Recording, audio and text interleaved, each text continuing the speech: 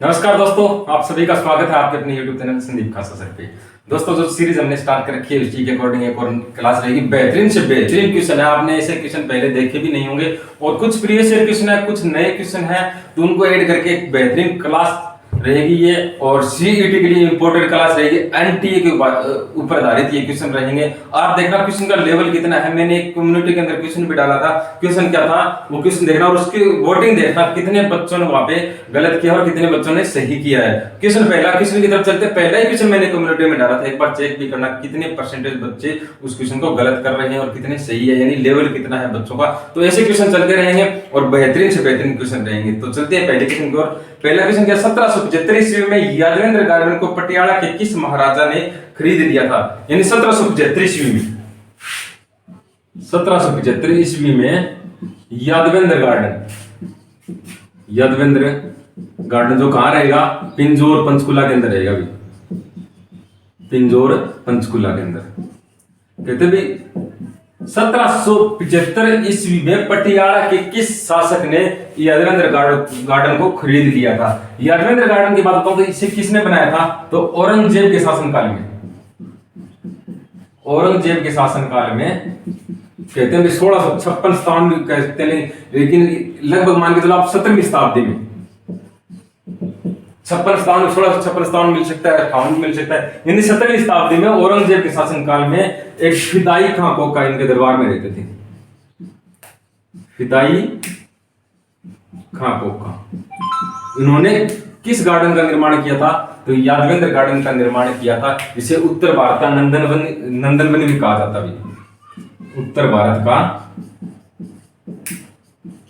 नंदन one किसे कहा जाता है? यादवेंद्र गार्डन कहा जाता है। ठीक है, यानी यादवेंद्र गार्डन का निर्माण कुछ किसने करवाया था? औरंगजेब के शासनकाल में फिदाई खां कोका ने इसका निर्माण किया करवाया था। ये 4 तलों में विभाजित है, यानी जो यादवेंद्र गार्डन है कितने तलों में विभाजित है? नंबर 1 तो इसमें ये 4 तलों में विभाजित है। 4 तल कौन सा रहेगा? सबसे पहला रहेगा इसमें रंग महल, दूसरा रहेगा जल महल,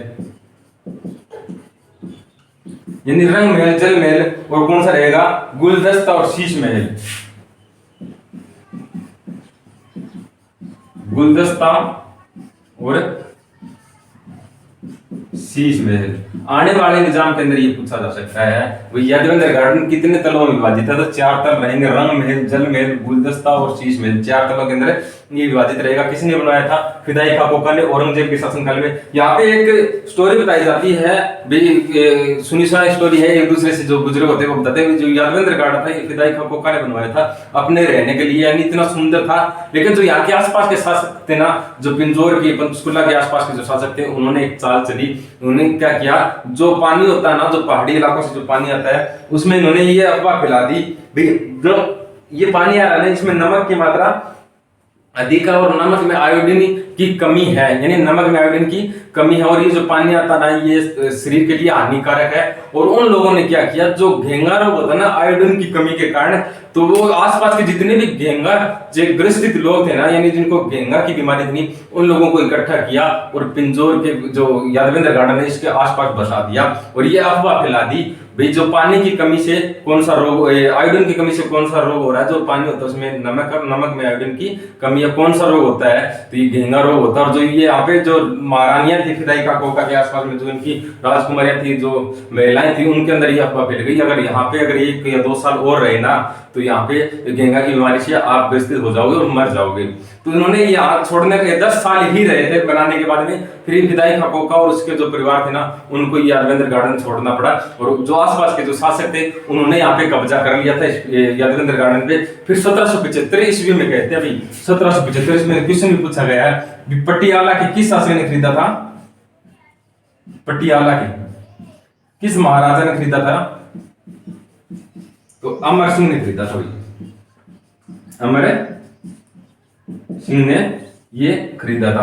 यानी फिदाई का कोका बनवाने के बाद 10 साल लगा था, उसके बाद में ये छोड़ के चला गया था। और ये कितने तलों में विभाजित है? 4 तलों में, रंग महल, जल महल, गुलदस्ता और शीश महल। और 1775 में पटियाला के शासक महाराजा अमर सिंह ने इनको खरीदा था। दूसरा नाम आज कौन सा रहेगा? उत्तर भारत का नंदनवन किसे कहा जाता है? यादवेंद्र गार्डन को, जो पिंजौर पंचकुला में रहेगा। औरंगजेब के समय में 17वीं शताब्दी में इसे बनाया गया था। ठीक है, यही क्वेश्चन रहेंगे यादवेंद्र गार्डन से। तो नेक्स्ट क्वेश्चन की तरफ चलते हैं। और कम्युनिटी में एक बार आप चेक करना कितने बच्चों ने दिया है। लगभग मैं आपको बताता हूँ, इसमें 83% बच्चों ने इसका गलत जवाब दिया है। और इसमें से मैं बताता हूँ 3% बच्चों ने इसका सही जवाब दिया था। लेकिन अभी लगभग 7% हो गया। 7% कैसा हो गया? किसी बच्चे ने कमेंट में बताया था सर इसका अमर सिंह रहेगा, और मैंने उसको कह दिया भाई हाँ इस बच्चे का राइट है। तो उसके बाद में ये जो 7% है, यानी 4% की वैल्यू में फिर बढ़ गई। लगभग 83% बच्चों ने इसका गलत जवाब दिया था। महाराजा रणजीत सिंह जवाब दिया था, लेकिन किसी ने खरीदा था? महाराजा अमर सिंह ने इसको खरीदा था। 775 ईस्वी में यादवेंद्र गार्डन को किसने खरीदा? पटियाला के शासक अमर सिंह ने खरीदा था। नेक्स्ट क्वेश्चन की तरफ चलते हैं। नेक्स्ट क्वेश्चन बहुत अच्छा क्वेश्चन है।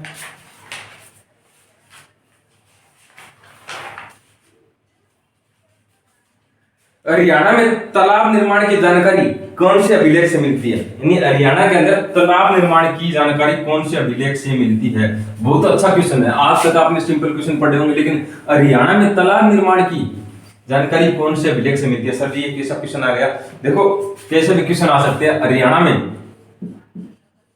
तालाब निर्माण की जानकारी किस अभिलेख से मिलती है? अभी यानी कौन सा प्राचीन अभिलेख है जिसमें ये जानकारी मिलती है भी हरियाणा में तालाब निर्माण होते हैं? पहले मैं आपको बता दूं 5 प्रकार में, यानी आपको मैं बता दूं हरियाणा के अंदर अब तक 5 श्रेणियों में, यानी 5 प्रकार के 5 टाइप में 5 श्रेणियों के अंदर लगभग 3 दर्जन यानी लगभग 37 अभिलेख प्राप्त हुए। भाई आने वाले एग्जाम में पूछा जा सकता है हरियाणा के अंदर लगभग कितने अभिलेख प्राप्त हुए? 37 अभिलेख प्राप्त हुए हैं। और कितनी श्रेणियों के अंदर रहेंगे? ये 5 श्रेणियों के अंदर रहेंगे। तालाब निर्माण की जानकारी जो मिली है ना, वो करनाल से जो अभिलेख मिला है ना, करनाल से कौन सा अभिलेख मिला है? खरोष्टी लिपि में मिला। खरोष्टी लिपि के अंदर जो करनाल से जो अभिलेख मिला है ना, उसमें किसकी जानकारी मिलती है? हरियाणा में तालाब निर्माण की जानकारी मिलती है। तालाब निर्माण की जानकारी किस अभिलेख में मिलती है? तो करनाल से जो अभिलेख मिला है ना खरोष्टी लिपि के अंदर, उसमें किसकी जानकारी मिलती है? तालाब निर्माण की जानकारी मिलती है। फिर मैं बता दूं हिसार से, हिसार के बस स्टैंड के पास एक गुजरी महल है, आपने सुना भी होगा गुजरी महल। अगर कभी टाइम मिला तो मैं इसकी वीडियो बना के लेके आऊंगा, एक ब्लॉग को आपको बताऊंगा गुजरी महल में क्या क्या है। वहां पे एक स्तंभ है, स्तंभ। इस स्तंभ में क्या है?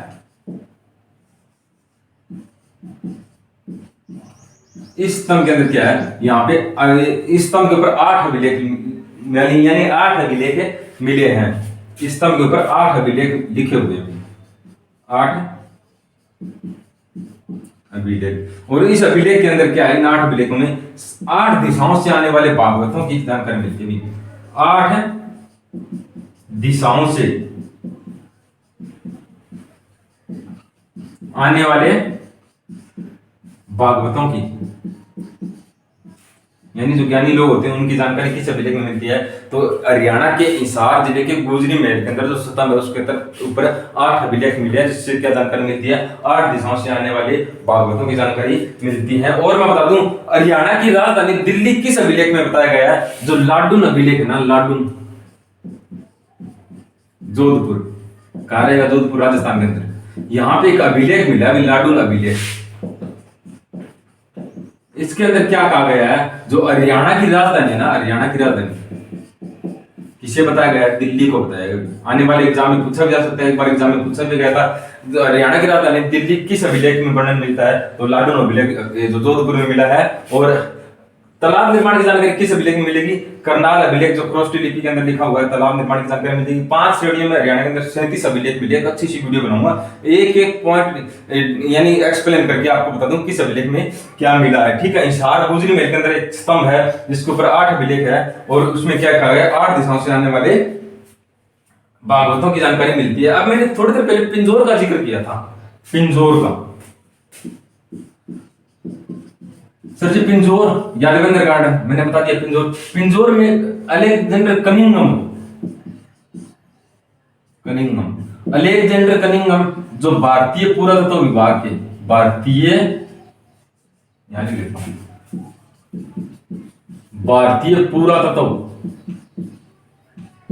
विभाग के जन्मदाता किसे कहा जाता है? अलेक्जेंडर कनिंघम के जन्मदाता किसे कहा जाता है? अलेक्जेंडर कनिंघम को कहा जाता है। और अलेक्जेंडर कनिंघम का मैं जिक्र क्यों कर रहा हूं? इसे पिंजौर से 3 अभिलेख प्राप्त मिले हुए, काफी पुराने 3 अभिलेख है, पिंजौर से मिले। किसको? कनिंघम को 3 अभिलेख पिंजौर से, काफी पुराने बता रहे हैं। अब सर जी इसका जिक्र क्यों कर रहे हो? इसका जिक्र ऐसे कर रहा हूं, पिंजौर का ना प्राचीन नाम इन 3 अभिलेखों के अंदर मिलता है। पिंजौर का प्राचीन नाम क्या है? पंचपुरम, पंचपुरम नहीं, पंचपुर। यानी अलेक्जेंडर कनिंघम भारतीय पुरातत्व विभाग के जन्मदाता, जिन्हें पिंजौर से 3 प्राचीन अभिलेख मिले हैं। और इस अभिलेख में क्या जानकारी मिलती है? पिंजौर का जो प्राचीन नाम है ना वो पंचपुरम था। इंपॉर्टेंट क्वेश्चन है, आने वाले एग्जाम में आने की उम्मीद है। ठीक है, नेक्स्ट क्वेश्चन की तरफ चलिए। नेक्स्ट क्वेश्चन भी देखो कितना अच्छा क्वेश्चन है। 1 नवंबर 1966 को जब हरियाणा का गठन हुआ, पंजाब और हरियाणा उच्च न्यायालय के मुख्य न्यायाधीश कौन थे? यानी 1 नवंबर 1966 को जब हरियाणा पंजाब से अलग हुआ तो उस समय हरियाणा और पंजाब हाई कोर्ट के मुख्य न्यायाधीश कौन थे? 1 नवंबर 1966 को जब हरियाणा पंजाब से क्या हुआ? अलग हुआ। ठीक है, उस समय हरियाणा हाईकोर्ट एकदम, पंजाब और हरियाणा हाईकोर्ट के मुख्य न्यायाधीश कौन थे? ये क्वेश्चन पूछ लिया मैंने, ये वीडियो बना भी रखी है इसके ऊपर। आपको बिल्कुल ट्रिक से याद रखना है। जब हरियाणा के ऊपर मेहर हुई, यानी कौन थे? मेहर सिंह। मुख्य न्यायाधीश कौन थे? मेहर सिंह, हरियाणा गठन के समय मुख्य न्यायाधीश। हरियाणा के ऊपर मेहर सिंह की जो मेयर हुई तब हरियाणा पंजाब से अलग हुआ। तो हरियाणा हाईकोर्ट 1 नवंबर 1966 को जब हरियाणा अलग हुआ, हरियाणा और पंजाब हाईकोर्ट का जो मुख्य न्यायाधीश थे कौन थे? वो मेहर सिंह थे। अब हरियाणा और पंजाब लाहौर हाईकोर्ट के नाम से इसका क्या हुआ था? स्थापना हुई थी 1919 के अंदर में, मार्च 1919 के अंदर। अगर पहला भारतीय मुख्य न्यायाधीश आ जाए ना, लाहौर के अंदर हुई थी। और अधिनियम कौन सा था? भारत सरकार अधिनियम 1915। अब आपसे ये पूछ लिया जाए पहला भारतीय मुख्य न्यायाधीश कौन था? इधर लिखता हूं, पहला भारतीय मुख्य न्यायाधीश कौन था? तो रेवाड़ी से सर शादीलाल। इसमें कंफ्यूज होते बच्चे, सर शादीलाल से, जो रेवाड़ी से इनका संबंध रहेगा। सर शादीलाल पहले भारतीय मुख्य न्यायाधीश थे। ये 1 मई 1920 को शायद बने थे, 1919 या 1920 को बने थे। 1 मई 1920 को कौन बने थे? पहले भारतीय मुख्य न्यायाधीश कौन थे? सर शादीलाल थे। उसके बाद में जब 15 अगस्त 1947 को हाईकोर्ट कहा गया, जब भारत आजाद हुआ, भारत और पाकिस्तान 2 अलग अलग देश बने, तो ये आ गया शिमला भाई। और शिमला जब आया तब उसके मुख्य न्यायाधीश कौन थे? तो इसके थे रामलाल। यानी राम की कृपा से, रामलला की कृपा से भारत आजाद हुआ था। और हाईकोर्ट के मुख्य न्यायाधीश कौन बने थे? तो रामलाल बने थे। फिर उसके बाद इंपॉर्टेंट क्वेश्चन ये पूछा है, 26 जनवरी 1950 को जब भारत का संविधान लागू हुआ, 26 जनवरी 1950 को जब भारत का संविधान लागू हुआ, उस समय मुख्य न्यायाधीश कौन थे? उस समय थे एरन वेस्टन। इंपॉर्टेंट क्वेश्चन आने वाले एग्जाम में पूछे जा सकते हैं। एक एक पॉइंट आप नोट कर लीजिए, नोट्स बना लीजिए। अच्छे ऐसे क्वेश्चन आपको देखने को नहीं मिलेंगे। फिर कहते हैं भाई 1955 के अंदर ये कहा गया था, चंडीगढ़ आ गया था। 26 जनवरी 1950 के मैंने 17 जनवरी 1955 को कहा गया था, 17 जनवरी 1955 को चंडीगढ़ आ गया। उस समय मुख्य न्यायाधीश कौन थे? उस समय मुख्य न्यायाधीश थे अमरनाथ पंडित। अमरनाथ भंडारी, अमरनाथ भंडारी थे। यानी आपसे आने वाले एग्जाम यहाँ से भी क्वेश्चन पूछे जाते हैं, अमरनाथ भंडारी थे, ठीक है। यानी हरियाणा गठन के समय कौन थे? मेहर सिंह, ठीक है, मुख्य न्यायाधीश। फिर लाहौर 1919 में से बनाया गया, भारत सरकार अधिनियम 1915 के अकॉर्डिंग से बनाया गया। पहले भारतीय न्यायाधीश आ जाए तो कौन थे? शादीलाल। 15 अगस्त 1947 से सुप्रीम लाए तब कौन थे? रामलाल। और फिर 26 जनवरी 1950 को संविधान लागू, उस समय एरन बेस्टन। 17 जनवरी 1955 को चंडीगढ़ आ गया, उस समय मुख्य न्यायाधीश कौन थे? अमरनाथ भंडारी थे। आपके लिए एक क्वेश्चन है, वर्तमान में हरियाणा और पंजाब जो हाई कोर्ट है उसके मुख्य न्यायाधीश कौन है? कमेंट करके जरूर बता देना। नेक्स्ट क्वेश्चन की तरफ चलते हैं। नेक्स्ट क्वेश्चन कौन सा है? सलारगंज गेट हरियाणा के किस जिले में स्थित है? बहुत इंपॉर्टेंट क्वेश्चन। सलारगंज गेट, ये तो पानी दिया था। सलारगंज गेट, सलारगंज गेट हरियाणा में कहां स्थित है? रहेगा पानीपत में। पानीपत में कौन सा गेट रहेगा? सलारगंज गेट रहेगा। सलारगंज गेट कहां रहेगा? पानीपत में। पानीपत वही जिला है जिसमें कहते हैं युधिष्ठिर को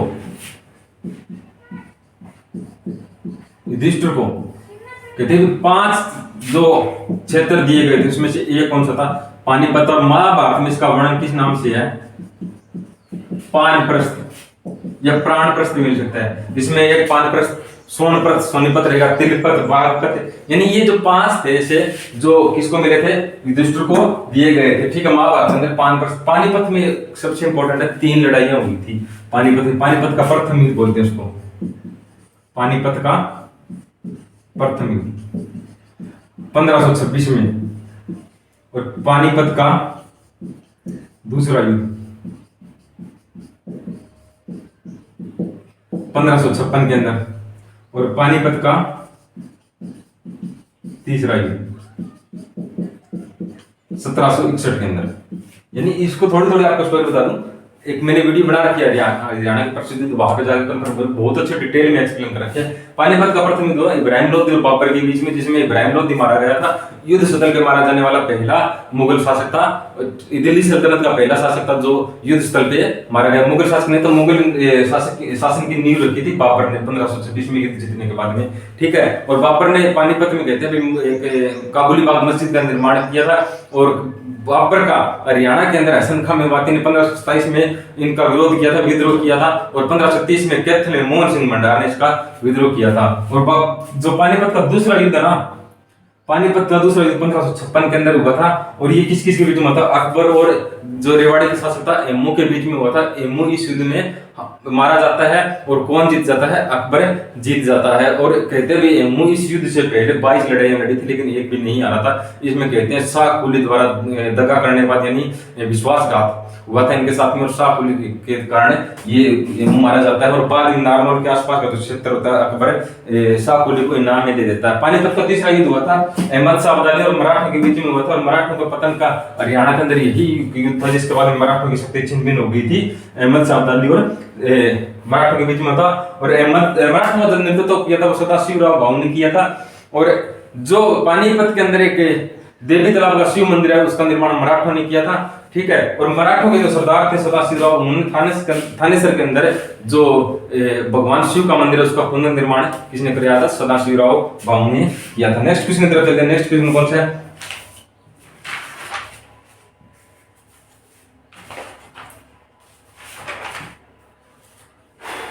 जिसको वीडियो अच्छी लगी ना कमेंट करके बता देना, और लाइक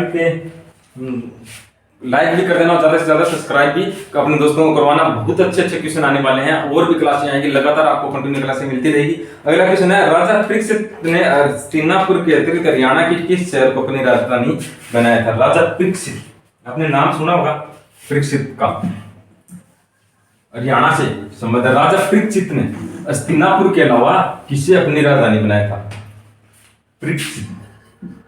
इसका इतिहास जानने के लिए आपको मैं थोड़ा सा ब्रेक ले जाता हूं, थोड़ी सी पीछे की हिस्ट्री में ले जाता हूं। महाभारत का युद्ध कब हुआ था? सर जी 900 ईसा पूर्व, ठीक है। कहां पे हुआ था? कुरुक्षेत्र के अंदर हुआ था। कुरुक्षेत्र के अंदर हुआ था। किस किस के बीच में हुआ था? कौरवों और पांडवों के बीच में, धर्म युद्ध जिसे कहते हैं। महाभारत का धर्म युद्ध हुआ था। इसमें किसकी विजय हुई थी? पांडवों की विजय हुई थी। कौन हार गया था? कौरव हार गए थे। 18 दिन यह युद्ध चला था। पांडवों की तरफ से जो युद्ध जीतने के बाद जो कौरव जो राज्य था उसका जो शासक कौन बने थे, पांडवों की तरफ से बने थे। कौरव युद्ध हार गए थे, पांडव जीत गए थे। युधिष्ठिर यानी युधिष्ठिर राजा बना था। और कहते हैं युधिष्ठिर राजा बनने के बाद जब युधिष्ठिर का उत्तराधिकारी की बात आई ना, तो अर्जुन के पुत्र थे अभिमन्यु। अभिमन्यु जिसकी मृत्यु आमीन गांव के अंदर हुई थी, जिसका वर्तमान में नाम क्या है, अभिमन्युपुर कर दिया गया है। और अभिमन्यु का पुत्र था परीक्षित, जिसका हम जिक्र करें। परीक्षित यानी परीक्षित ने जब यानी युधिष्ठिर के समय राजधानी कौन सी थी, हस्तिनापुर भी, हस्तिनापुर। और इसने कहते हैं परीक्षित ने दूसरी राजधानी किसे बनाया था, इसने बनाया था असंध, जो कहां रहेगा, करनाल के अंदर। बहुत इंपॉर्टेंट क्वेश्चन आने वाले एग्जाम में पूछा जा सकता है। राजा परीक्षित ने हस्तिनापुर के अलावा अपनी राजधानी किसे बनाया था, असंध को बनाया था, जो करनाल के अंदर रहेगी। ठीक है। परीक्षित के बाद हम कहते हैं परीक्षित को एक सांप ने काट दिया था, इसकी मृत्यु हो गई थी। और उसकी मृत्यु का परीक्षित का पुत्र था जन्मेजय। जन्मेजय इसने क्या किया भाई, जब इसके पिता को सांप ने काट दिया ना, इसकी मृत्यु हो गई ना, इसने सर्प यज्ञ करवाया भाई, सर्प यज्ञ करवाया। और इसमें कहते हैं जो सांप थे ना आसपास के, वो आके इस यज्ञ में गिरने लगे और उनकी मृत्यु होने लगी। और कहते हैं ये यज्ञ कहां करवाया था, तो सफीदो गांव, कहां रहेगा, जींद के अंदर। और वर्तमान में इसका नाम सफीदो, लेकिन प्राचीन नाम आता है सर्प दमन। इसके कारण इसका नाम पड़ा था सर्प दमन, नाम पड़ा था। सफीदो के अंदर ये यज्ञ करवाया था। ठीक है, सर्प यज्ञ करवाया था। और इसमें कहते हैं भाई जो सांप बनने लगे थे, उसके बाद में इसका नाम सर्प दमन रख दिया गया। राजा जन्मेजय ने इसका यज्ञ का निर्माण करवाया था। और कहते हैं भाई राजा जन्मेजय ने, देखो पहले हस्तिनापुर राजधानी थी इनकी, फिर असंध को बनाया। और राजा जो जन्मेजय था ना, इसने क्या किया, इनके अलावा अपनी एक राजधानी तक्षशिला को क्या बनाया, अपनी राजधानी बना लिया। ये इंपॉर्टेंट क्वेश्चन आने वाले एग्जाम में पूछे जा सकते हैं। राजा परीक्षित ने हस्तिनापुर के अलावा अपने राजधानी किसे बनाया था, असंध को बनाया था। असंध करनाल के अंदर रहेगा। और परीक्षित के पुत्र थे जन्मेजय, इसने अपनी राजधानी किसे बनाया था, तो इसने अपनी राजधानी बनाया तक्षशिला को बनाया था। ठीक है, आने वाले एग्जाम में इंपॉर्टेंट क्वेश्चन पूछे जा सकते हैं। नेक्स्ट क्वेश्चन रहेगा, बेहतरीन क्वेश्चन है। नेक्स्ट क्वेश्चन क्या है, हरियाणा राज्य कृषि विपणन बोर्ड की स्थापना कब हुई थी। हरियाणा राज्य कृषि विपणन बोर्ड की स्थापना कब हुई थी। हरियाणा राज्य कृषि विपणन बोर्ड, हरियाणा राज्य कृषि विपणन बोर्ड की स्थापना कब हुई थी। तो इसकी स्थापना कब हुई थी, 1 अगस्त 1969 को। 1 अगस्त 1969 को इसकी स्थापना हुई थी। अगर मुख्यालय आपसे पूछा जाए, मुख्यालय कहां रहेगा, पंचकुला के अंदर रहेगा। मुख्यालय कहां रहेगा, पंचकुला के अंदर रहेगा। देखो घर में बहुत था, ठीक है। और जितनी मेहनत मैं कर रहा हूँ उतनी आप भी थोड़ी सी कर लीजिए, ज्यादा से ज्यादा शेयर कर लीजिए और लाइक भी कर दीजिए। ठीक है, यानी क्वेश्चन क्या था, हरियाणा राज्य कृषि विपणन बोर्ड की स्थापना कब हुई थी, 1 अगस्त 1969 को। और कहां रहेगा इसका मुख्यालय, पंचकुला के अंदर रहेगा। इंपॉर्टेंट क्वेश्चन यहाँ कौन सा बनता है, देखो ये क्वेश्चन तो आपको याद हो जाएगा। इंपॉर्टेंट क्वेश्चन बनता है भी, एक फ्रांस के पेरिस शहर के पास, फ्रांस के पेरिस शहर के पास एक मार्केट है रुंगीस मार्केट। इसकी तर्ज के ऊपर यानी ऐसी एक मार्केट हरियाणा के अंदर भी बनाई जा रही है, तो वो कहां रहेगी, गन्नौर के अंदर रहेगी। कौन सी रहेगी, भारतीय अंतरराष्ट्रीय बागवानी मार्केट। भारतीय अंतरराष्ट्रीय बागवानी मार्केट।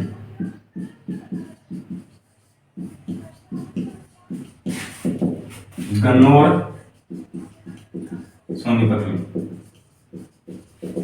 में रहेगी। कौन सा डिपार्टमेंट बना रहा है, तो हरियाणा राज्य कृषि विपणन बोर्ड ये मार्केट बना रहा है। कहां पे, गन्नौर सोनीपत में। भारतीय अंतरराष्ट्रीय बागवानी मार्केट किसकी तरफ पे, फ्रांस के पेरिस शहर के पास रुंगीस मार्केट है, उसकी तरफ पे बना रहा है। लगभग 537 एकड़ के अंदर रहेगी।